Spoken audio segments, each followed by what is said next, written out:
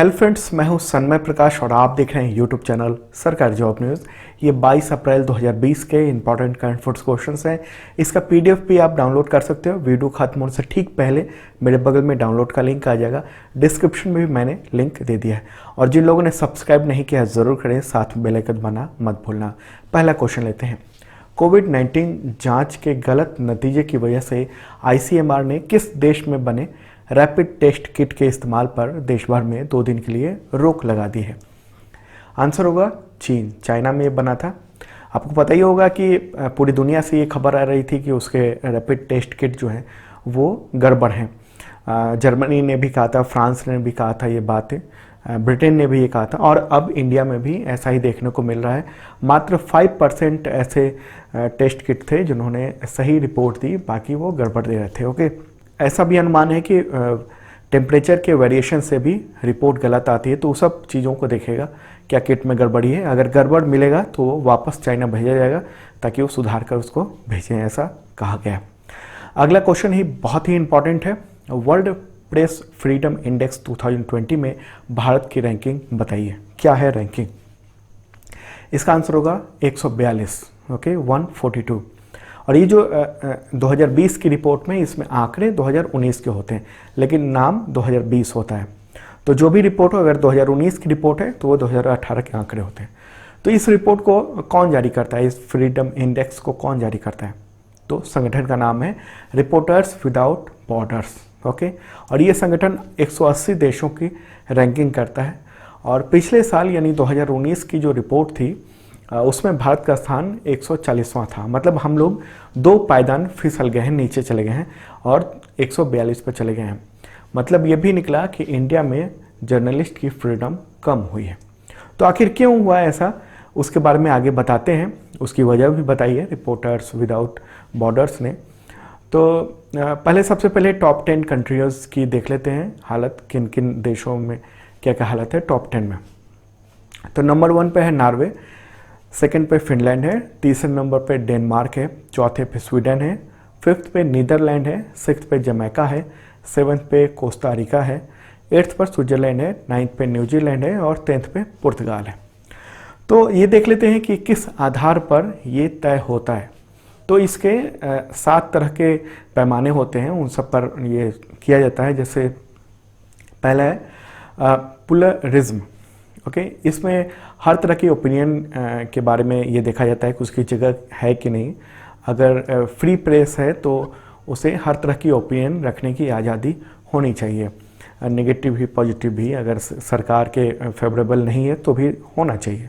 Second है media independence. मतलब जैसे इंडिया में देखने को मिलता है कि मेजर जो कॉरपोरेशन है, जो मीडिया हस्ती है, उसे बड़ी कंपनियों ने एक तरह से फंड दिया हुआ है या फिर खरीदा हुआ है। अलग अलग जो मीडिया इंडस्ट्रीज़ है उसमें बड़े कॉरपोरेट्स के फंड लगे हुए हैं जो अलग तरीके से प्रभावित कर सकते हैं। तीसरा है एनवायरनमेंट एंड सेल्फ सेंसरशिप। मतलब चैनल को खुद ही कितना सेंसरशिप करना पड़ता है खबरों को लेकर। चौथा है लेजिस्लेटिव फ्रेमवर्क। मतलब कौन से कानून हैं जो कि मीडिया फ्रीडम को इफ़ेक्ट करता है। पांचवा है ट्रांसपेरेंसी। सिक्स्थ है इंफ्रास्ट्रक्चर, क्या हालात हैं, कितना आधारभूत संरचना है। और सातवां है एब्यूजेस, मतलब कितना वायलेंस झेलना पड़ता है, गालियाँ झेलनी पड़ती हैं। तो इन सब पैमाने पे ये रैंकिंग होती है। तो भारत जो है 2 पायदान नीचे चला गया है। उसकी क्या वजह है? तो इस रिपोर्ट में ये भी कहा गया है, वजह बताई गई है कि जम्मू कश्मीर की स्थिति की वजह से ये रिपोर्ट में 2 पायदान नीचे चला गया इंडिया। देखिए, धारा 370 हटाए जाने के बाद सरकार ने ऐसे हालात खड़े किए कि जर्नलिस्ट के लिए वहाँ पर कवर करना असंभव सा हो गया। ये कोट किया है रिपोर्टर्स विदाउट बॉर्डर्स ने, ओके, जिसने ये इंडेक्स जारी किया है।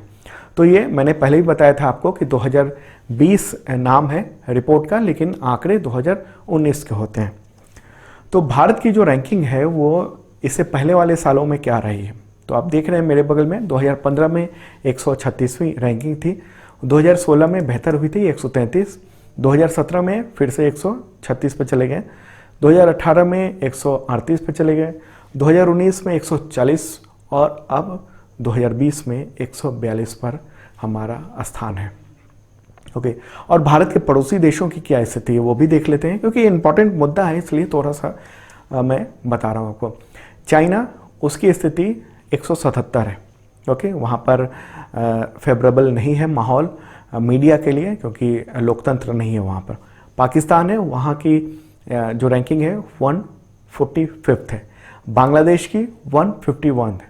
म्यांमार की 139 पोजीशन है। श्रीलंका की 127 है। अफगानिस्तान 122वें रैंकिंग पे है। नेपाल 112वें पे है। और सबसे अच्छा है आस पड़ोस में भूटान, 67th रैंकिंग है उसकी, बहुत एक अच्छी रैंकिंग है। तो महाशक्तियों में क्या स्थिति है अलग अलग दुनिया भर के देशों की, वो न तो टॉप 10 में दिख रहे हैं न इधर दिख रहे हैं। तो क्या है उसकी, तो जर्मनी उसकी 11th पोजीशन है। फ्रांस 34th पे है। यूके यानी यूनाइटेड किंगडम वो 35th स्थान पर है। US United states of America वो है 45th स्थान पर। जापान है 66th पे। ब्राज़ील है 107वें स्थान पर। और चाइना मैंने पहले बताया था 177वें स्थान पर है। और सबसे लास्ट स्थान पर कौन है, तो सबसे निचले स्थान पर है नॉर्थ कोरिया। ओके, 180वां स्थान है उसका। आगे बढ़ते हैं दोस्तों, पसंद आया लाइक बटन जोर दबाना, ओके, और शेयर करना अपने तमाम दोस्तों को ज़रूर से ज़रूर। ओके, आप लोगों के लिए ये करंट अफेयर्स हम लोग लेके आते हैं, तमाम जो न्यूज़पेपर हैं भारत के बेहतरीन और दुनिया भर के, उनसे ये कंटेंट इकट्ठा किया जाता है आपके लिए। अगला क्वेश्चन लेते हैं, केंद्र सरकार ने राष्ट्रपति का नया सचिव किसे नियुक्त किया है? आंसर होगा कपिल देव त्रिपाठी। वो कौन है?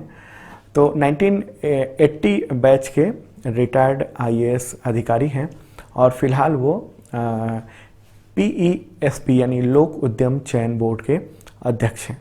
तो उनकी नियुक्ति जो है वो कॉन्ट्रैक्ट के आधार पर हुई है और कार्यकाल तब तक होगा जब तक कि राष्ट्रपति का कार्यकाल है, उसी के दौरान तक होगा। और इससे पहले कौन थे? संजय कोठारी थे सचिव।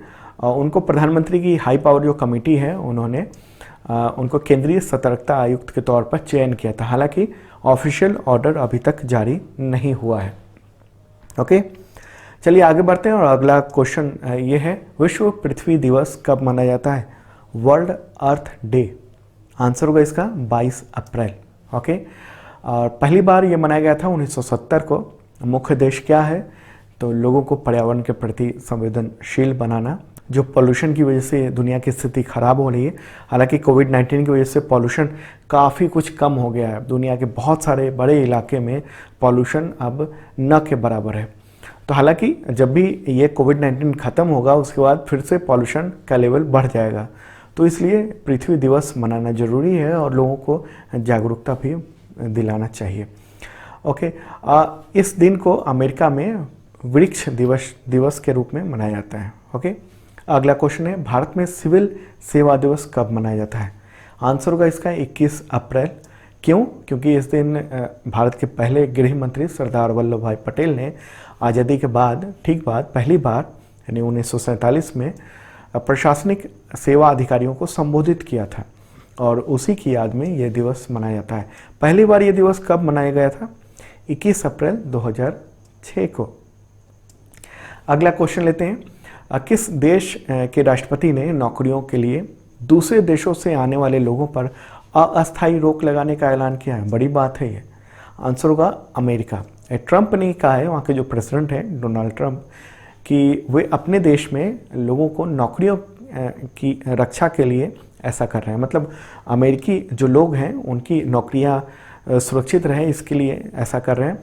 और इससे प्रभावित होने वाले देशों की जानकारी नहीं दी गई है और ये भी नहीं बताया गया है कि अमेरिका में जो रह रहे हैं प्रवासी उन पर ये लागू होगा या नहीं। देखिए, कोविड-19 की वजह से पहले से ही अमेरिका में ट्रैवल बैन लगा हुआ है जो दूसरे देश से आने वाले लोग हैं। और इस फैसले से ख़ास तौर पर H-1B वीज़ा जो मिलता है काम करने के लिए, वहाँ पर जो भारतीय बहुत सारे वहाँ जाते हैं, तो उनके प्रवेश पर उनकी एंट्री जो है प्रभावित हो सकती है। देखिए, वहाँ पर करीब 2 करोड़ से ज़्यादा लोगों ने बेरोजगारी भत्ते के लिए अप्लाई किया। मतलब अभी कोविड-19 की वजह से 2 करोड़ से ज़्यादा लोग वहाँ बेरोजगार हो गए हैं और हर सप्ताह ये आंकड़ा ऑफिशियल रूप से वहाँ जारी होता है, इसलिए ये आंकड़ा पता चलता है। अगला क्वेश्चन लेते हैं।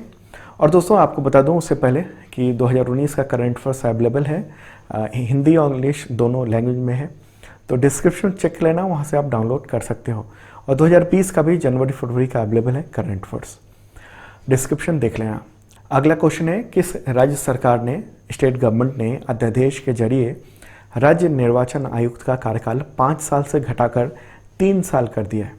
आंसर होगा इसका आंध्र प्रदेश। ओके, और अध्यादेश के जरिए यानी ऑर्डिनेंस के जरिए किस कानून को चेंज किया गया? तो आंध्र प्रदेश पंचायती राज अधिनियम 1994 में संशोधन किया गया है। और इसके तहत जो राज्य निर्वाचन आयुक्त हैं, स्टेट इलेक्शन कमिश्नर हैं, उनका जो कार्यकाल था, टेन्योर था, वो 5 साल से घटाकर 3 साल कर दिया गया है। और इस नियम के तहत जो वर्तमान में अभी थे, अब तक जो राज्य निर्वाचन आयुक्त थे रमेश कुमार, उनका कार्यकाल खत्म हो गया है। ओके, देखिए वहाँ सरकार और राज्य चुनाव आयुक्त के बीच में काफ़ी तनातनी चल रही थी। तो आंध्र प्रदेश की बात हो रही है, मुख्यमंत्री कौन है? SY जगनमोहन रेड्डी। और गवर्नर कौन है? विश्वभूषण हरिचंदन। ओके, अगला क्वेश्चन है, ग्लोबल रेटिंग एजेंसी है स्टैंडर्ड एंड पुअर, तो उसके अनुसार वित्त वर्ष 2020-21 में भारत की विकास दर क्या रह सकती है? क्या उम्मीद जताई गई? आंसर होगा 1.8%। ओके, और एजेंसी ने यह भी कहा है कि कोरोना वायरस जो है उसका प्रकोप चरम बिंदु पर अभी तक इंडिया में नहीं पहुंचा है, और अन्य देशों की तुलना में थोड़ी देर बाद भारत में ये होने की उम्मीद है। मतलब अभी कोरोना वायरस का इफेक्ट और बढ़ सकता है, तो ऐसे में हालात और ख़राब हो सकते हैं देखने को। अगला क्वेश्चन है, स्वास्थ्य मंत्रालय ने किस वायरस की वैक्सीन की खोज के लिए उच्च स्तरीय कार्यबल यानी हाई लेवल टास्क फोर्स का गठन किया, स्थापना की? आंसर होगा, मुझे लगता है सबको पता है, कोविड-19। स्वास्थ्य मंत्रालय के जो संयुक्त सचिव हैं लव अग्रवाल, तो उन्होंने ही ये बताया कि नीति आयोग के सदस्य और सरकार के प्रमुख वैज्ञानिक सलाहकार इस टास्क फोर्स के सह अध्यक्ष होंगे। क्या करेगा ये?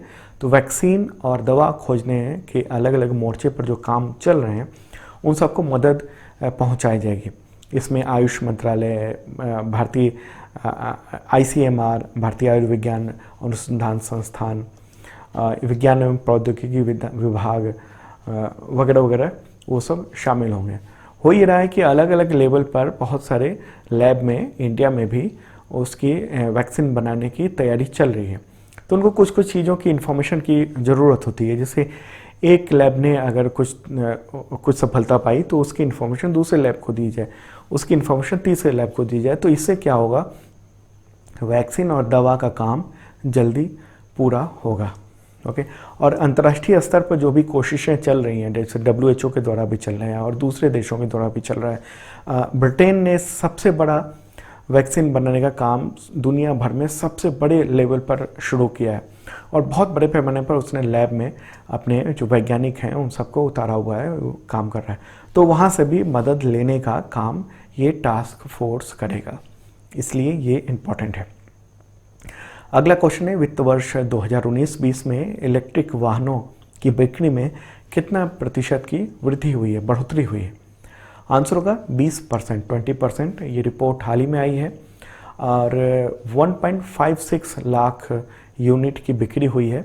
इसमें 2 पहिया भी हैं, कार भी है, बस भी है, तो सबको मिलाकर ये बिक्री हुई है। हालांकि 2020-21 में उम्मीद कम है कि इतनी ज़्यादा बिक्री होगी, क्योंकि कोविड-19 की वजह से आर्थिक रूप से बहुत हालात ख़राब नज़र आ रहे हैं।